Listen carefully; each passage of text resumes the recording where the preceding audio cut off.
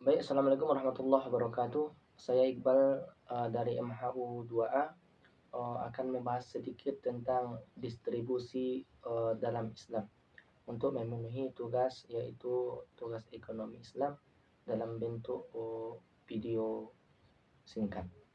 Nah, sebelum kita membahas lebih lanjut, di sini kita perlu mengetahui apa sih distribusi tersebut.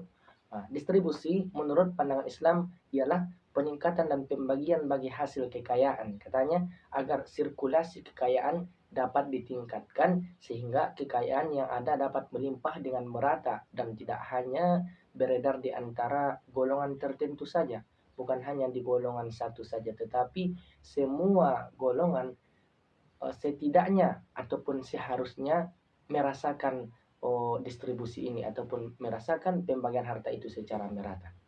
Sebagaimana dalilnya disampaikan Allah dalam Quran surah Al-Hasyr ayat 7 yang artinya harta rampasan dari mereka yang diberikan Allah kepada Rasulnya yang berasal dari penduduk beberapa negeri adalah untuk Allah, Rasul, kerabat Rasul, anak-anak yatim, orang-orang miskin dan untuk orang-orang yang dalam perjalanan agar harta itu jangan hanya beredar di antara orang-orang kaya saja di antara kamu.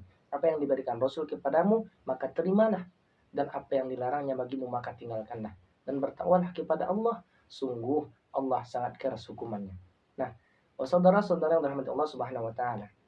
Dari ayat ini kita bisa memahami bahwa harta itu tidak hanya untuk golongan kaya saja, tetapi harta tersebut harus kita bagi secara merata. Nah, kawan-kawan yang dimuliakan Allah, apa sih tujuan distribusi ini? Setidaknya ada 4 tujuan. Yang pertama yaitu tujuannya untuk dakwah. Apa itu? Yaitu distribusi pendapatan ini kita lihat saja dari penyaluran zakat. Misalnya, seseorang menyalurkan zakat kepada yang membutuhkan. Tujuannya itu untuk supaya meningkatkan keimanan dan sebagainya. Yang kedua itu tujuan pendidikan.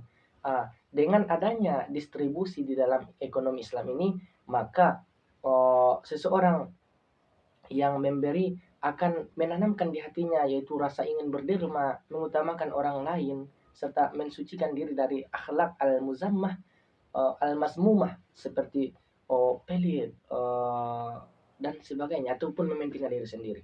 Yang kedua yaitu tujuan sosial, yaitu agar menanamkan rasa cinta di hati seseorang tersebut bahwa manusia membutuhkan manusia lainnya, yang kaya membutuhkan yang miskin membutuhkan kaya dan lain sebagainya.